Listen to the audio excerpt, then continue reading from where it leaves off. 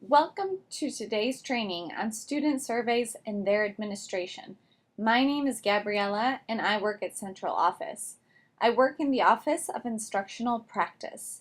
We are excited that you will be participating. The vendor your school is using is called Tripod. As the survey coordinator of your school, you are charged with ensuring a successful implementation with participating teachers.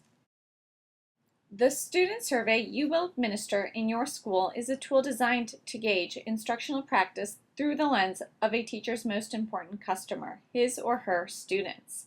Feedback from the students will provide teachers with meaningful and actionable feedback. The feedback is meaningful because students are the direct consumers of education, and as a result, their perception matters tremendously. Feedback from the survey is actionable because it identifies the specific elements of practice that are strengths and areas for growth from the student perspective.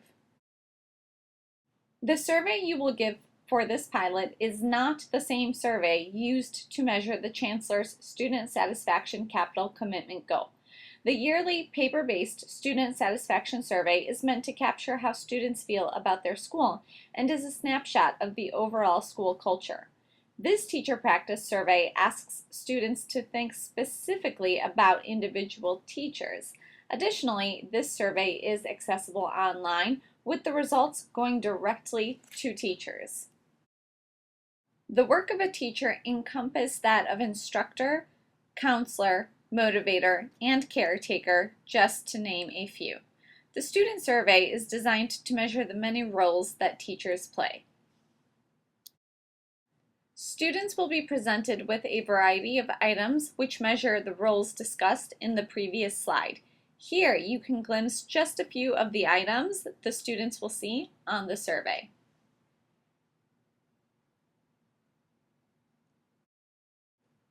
The survey will take students approximately 15 to 20 minutes to complete, but teachers are able to provide additional time as necessary. Surveys are taken online and can be accessed via laptop, desktop, or tablet. The survey students at your school will take was developed by Tripod and was one of the surveys recommended in the Measures of Effective Teaching or MET study by the Gates Foundation. We encourage you to highlight to your teachers the read aloud accommodation. If a student asks a teacher what a word says, the teacher is able to state the word aloud. Teachers can also read the entire survey aloud to the class if he or she feels that to be beneficial. Please note that an IEP or 504 plan is not required in order to use the accommodation. Post-administration, teachers will have access to an online platform where they can see their results. Also, while not mandatory, it is encouraged that teachers proctor their own survey administration. General education teachers of students in grades 3 through 12 will have survey data from this pilot. This includes specials teachers such as art, music, and PE. Additionally, teachers of special education students and English language learners in grades 3 through 12 will also participate, so long as they have a minimum caseload of 15 students that may take the survey. One class of students in grades 3 through 12 will be surveyed per teacher, and a single class of students should assess no more than 2 teachers. It is important to note that this means students do not assess all of their teachers. The class that assesses a teacher must have at least 15 students. If a single class with 15 or more students is not available, 2 classes may survey a single teacher. Students who are exempt from the yearly state exam are also exempt from this survey administration. While the survey is designed to be appropriate for the vast majority of students in grades 3 through 12, the survey may be inappropriate for some students in the early stages of English language acquisition or who have severe cognitive or emotional disabilities, for example. These students may also be exempted. Decisions around student exemption are made at the school level. If you have questions about whether a student should or should not be exempted, please feel free to reach out to me. Exemptions should be documented in tab 3 of the spreadsheet. Please include the reason for and number of students exempted, as well as the teacher for whom they are exempt in the spreadsheet. As the school's survey coordinator, you are charged with many important responsibilities. Your specific responsibilities are outlined here sequentially. First, you will develop a school-specific business rule and share it with your school leader. Second, you will assign one class per teacher and note this information in the administration plan on tab 1 of the Excel document. You will also create a survey schedule. An optional survey schedule template is available on tab 2 of the spreadsheet. Third, you will submit the administration plan and survey schedule to me, Gabriella Gervasio. Fourth, you will identify and plan for the technology needs in order to secure a successful implementation. Lastly, you will share your administration information with myself, your school leader, and the teachers at your school, as well as track survey completion. Now we're going to get into the specifics of your responsibilities. You will be developing a business rule to determine which class will be surveyed for a specific teacher. A business rule is enacted to ensure fairness to teachers and avoid over-surveying students. We will offer you some example business rules that you may choose, but the goal is to develop a business rule that makes the most sense for your school context. This first example of a rule is to select the first survey-eligible class a teacher sees on Fridays to be the class surveyed. Whatever your business rule, it should work for most teachers, but there may be some exceptions. For example, with this rule, if an art teacher only sees students in grades PK through 2 on Fridays, who are too young for the survey, then you would select the first eligible class that this art teacher sees on Monday. It is important to note that the business rule does not dictate when students take the survey, only which students take the survey for each participating teacher. At the high school level, it may make more sense to select a class to survey by a period on a given day.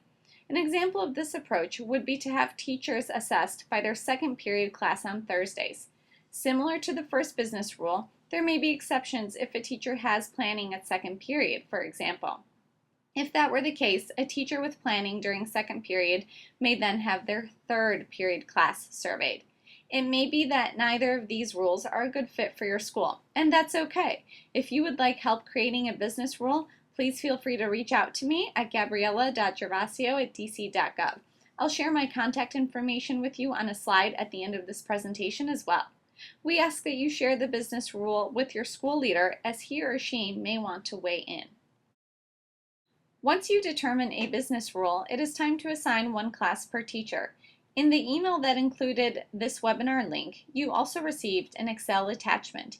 If you have not yet downloaded the attachment, please download it now. The first tab is the administration plan, and it is required for this pilot. This tab is partially filled in, and we ask that you gather the additional information and input it into the document. If, for any reason, one of the listed teachers will not participate in a survey, please highlight the row in red and provide a reason on the far right-hand column. Appropriate reasons include there are not enough students in his or her caseload, the teacher is on leave, or other similar reasons. Once you have assigned a class to each participating teacher, you will create a survey schedule. Tab 2 of the document is a sample template. You are welcome to use that as you create a schedule or another document of your choosing. While tab 2 is optional, submitting a survey schedule is not. We request that you submit both an administration plan and a survey schedule by Tuesday, October 20th. Please keep in mind technology needs when planning the survey schedule. The survey window will remain open for 3 weeks. So if your school only has a handful of technology carts, you will want to plan so as not to double book them. The optional template has a column specifically highlighting technology. As I mentioned previously, both the administration plan and survey schedule are required for submission. Tab 1 of the spreadsheet must be completed and emailed to me by Tuesday, October 20th. Tab 2 is an optional template, but you must submit a survey schedule of sorts with the administration plan by October 20th. The third tab is used if you need to document student exemptions. Please do not include any personally identifiable student information. All we need are the number of students exempted, the reason for exemption, and the affected teacher. Step 4 is to identify and plan for technology needs. This entails, for example, ensuring there is a plan in place for laptop cart distribution. If the teacher is responsible for picking up the laptop cart from a specified location, might you be able to ensure it's available that day and time? If the surveys are being completed in a computer lab, does the technology staff member know the details of the survey schedule? Also, if any technology-related issues arise during the survey, we ask that you support as needed. Also, please know that we are happy to support. Just feel free to reach out to me. And lastly, step 5, sharing the administration schedule and tracking survey completion. Once you create the survey schedule, you will want to share that information with each teacher. You might share this information during a morning planning meeting, perhaps via email, or place the information in a teacher's mailbox.